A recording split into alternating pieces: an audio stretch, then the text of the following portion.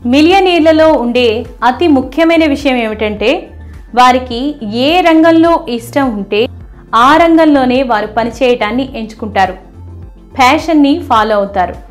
అయితే ఇంతగా మిలియనీర్గా ఎదిగి విజయాన్ని సాధించిన వ్యక్తుల్లో ఉండే ఆ విజయ రహస్యం ఏంటో తెలుసుకోవాలి అంటే వారి విజయం వెనుక ఉన్న డే టు డే రహస్యపు అలవాట్ల గురించి తెలుసుకోవాలి. మిలియనీర్ల 8 రహస్యపు అలవాట్లని ఈరోజు ఈ ఎపిసోడ్లో తెలుసుకుందాం. Hello, I'm Lavanya. Welcome to Yuvraj infotainment channel.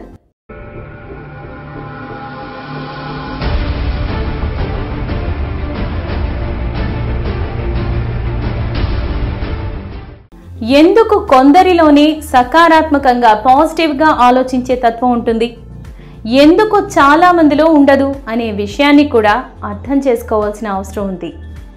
ఎందుకంటే మిమ్మల్ని మీరు ఎలా చూసుకుంటున్నారు, మీ గురించి మీరు ఎలా ఫీల్ అవుతున్నారు, మిమ్మల్ని మీరు ఫ్యూచర్లో ఏ స్థానంలో చూడాలని ఇమాజిన్ చేసుకుంటున్నారు అనే విషయాలు ముఖ్యమైన పాత్రను పోషిస్తాయి.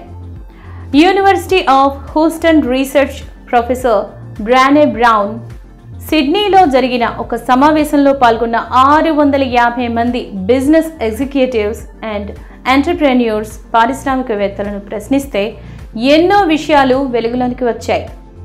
చాలామంది ఎక్కువ సమయం ఆలోచనలతోనే గడిపేస్తూ ఉంటారు.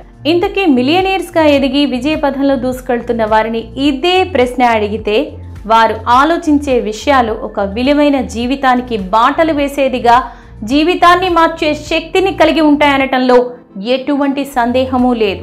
ఎస్, విజయాన్ని సాధించిన వారి మనసు కూడా ఎప్పుడూ సకారాత్మకంగా ఉంటుంది.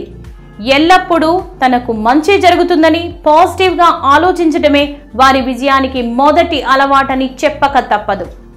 వారు ఎక్కువ సమయాన్ని వారు చేసే పనిపైన కేటాయిస్తారు. ఆ పని గురించి మనస, వాచ, కర్మణ ప్రయత్నం చేస్తూ ఉంటారు. అంటే పని అందే మనసును లగ్నం చేసి తమ ప్రతి ఆలోచన, మాటలు, ఆఖరికి చేతలు కూడా ఆ దిశగానే ఉంటాయి. అందుకే ఆ పనిలో వారు విజయాన్ని సాధిస్తారు. వాళ్ళ మైండ్లో ఈ పని పూర్తి చేయాలి అనే ప్రోగ్రామ్ లోడ్ అయిపోతుంది, ఫిక్స్ అయిపోతుంది. పాజిటివ్గా ఉండటం అనే తత్వం ప్రముఖంగా వారి కెరీర్ విషయంలోనే కాదు, వారి రోజువారీ అనేక వ్యక్తిగత విషయాల్లో కూడా ఉంటుంది. అంటే ఎంత బాగా ఒక ఆటలో ఫ్రెండ్స్తో ఆడగలరు, ఇలా చాలా అంశాల్లో సకారాత్మక ప్రయత్నం అనేది అధిక శాతం మందిలో సాధారణంగా కనిపిస్తూ ఉంటుంది. ఇదే రెండవ అలవాటు.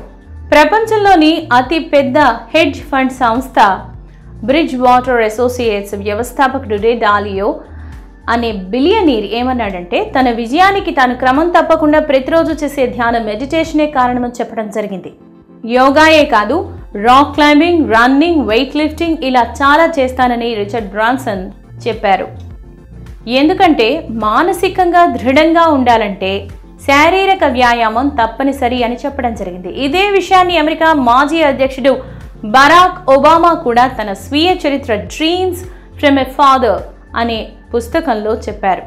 విజయాన్ని సాధించిన వ్యక్తులు కనీసం 30 నిమిషాలు లేదా అంతకన్నా ఎక్కువ సమయం వ్యాయామానికి కేటాయిస్తారు. కార్డియో సంబంధిత వ్యాయామం కేవలం శరీరానికే కాదు, మనిషి మెదడుకు కూడా చాలా ఉపయోగం. ఎందుకంటే వ్యాయామం శరీరంలో గ్లూకోజ్ లెవెల్స్ని పెంచుతుంది. గ్లూకోజ్ మెదడు చురుగ్గా పనిచేయడానికి ఇంధనంలా పనిచేస్తుంది. ఇక మూడవది, మిలియనీర్స్లో 88% ఆర్థిక విజయానికి కీలకమైనవి మంచి మానవ సంబంధాలను కలిగి ఉండటమే అని విశ్వసిస్తున్నట్టుగా చెప్పారు. సో కాలాన్ని వృధా చేయరు. అంతేకాదు ప్రతి ఒక్కరికి స్వయం శక్తినిచ్చేలా ఉపాధికి సహాయపడుతున్నారన్నది కూడా అంగీకరించాల్సిన విషయం.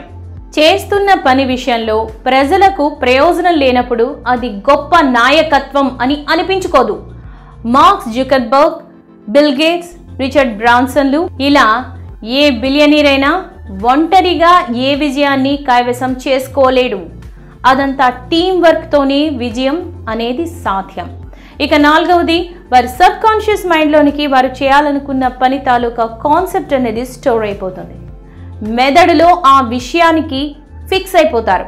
వారు చేసే ప్రతి ఆలోచన, భావం, ఫీలింగ్స్, ఎమోషన్, ఎక్స్పీరియన్స్ అన్నీ కూడా ఆ అంశం మీదనే కేంద్రీకృతమై ఉంటాయి. వారు తీసుకున్న నిర్ణయం వారి మెదడులోని హార్డ్ డ్రైవ్లో నిక్షిప్తమైపోతుంది.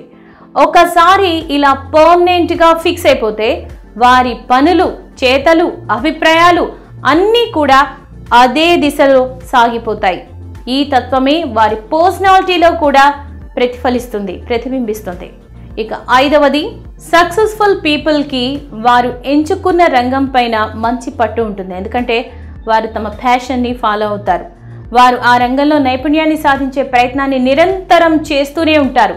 తమ వ్యక్తిగత అభివృద్ధి కోసం చరిత్ర లేదా జీవిత చరిత్రలు, ఇతర విజయవంతమైన వ్యక్తులపై కథనాలు, బుక్స్, అలాగే న్యూస్ పేపర్స్ని, మ్యాగజైన్స్ని మిలియనీర్స్ ఎక్కువగా చదువుతూ ఉంటారు.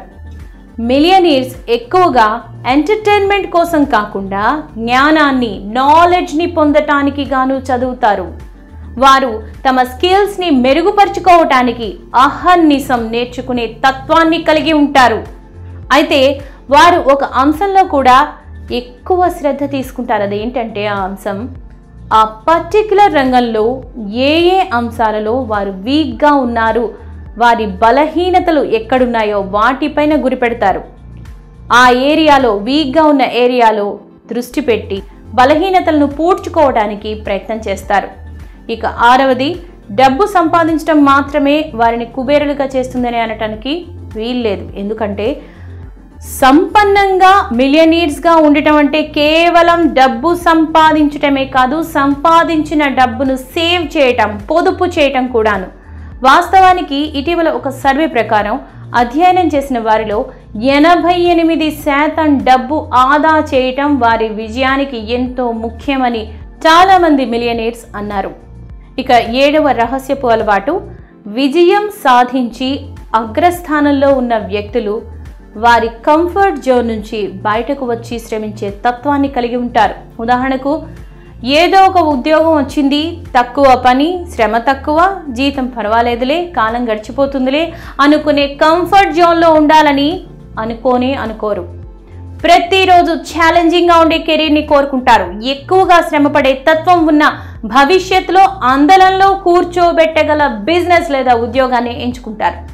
తమ ప్రతిభను చూపించుకునే సత్తా ఉండే రంగంలోనికే వెళ్లాలని కోరుకుంటారు. తమ సామర్థ్యాన్ని పెంచుకోగల ఉన్నత స్థానం కోసం సుఖాలను త్యాగం చేసే తత్వాన్ని కలిగి ఉంటారు. చివరిగా 8వ అలవాటు, వారు తమ ఆలోచనలపై పూర్తి నమ్మకాన్ని కలిగి ఉంటారు. వారు స్పష్టమైన లక్ష్యాలను నిర్ణయించుకుంటారు. ఆ లక్ష్యానికి కట్టుబడి ఉంటారు. వారి అభిప్రాయాలను వారు గౌరవించుకుంటారు. వారి ఐడియాలను వారు గౌరవించుకుంటారు. క్రమశిక్షణతో వారు చిత్తశుద్ధితో సంకల్పించుకుంటారు. వారికి వారు నిర్దేశించుకున్న నియమాల పరిధిలోనే వారు మూవ్ అవుతారు. ఎప్పుడు ఆ రూల్స్ని బ్రేక్ చేయరు. ఒక సాధారణ వ్యక్తి 1 సంవత్సర కాలంలో చేసేది వీరు ఒకే ఒక్క నెలలో లేదా అతి కొద్ది రోజుల్లోనే చేసి చూపిస్తారు. ఈ తత్వమే వారిని విజయ పథంలోనికి తీసుకువెళ్లేది.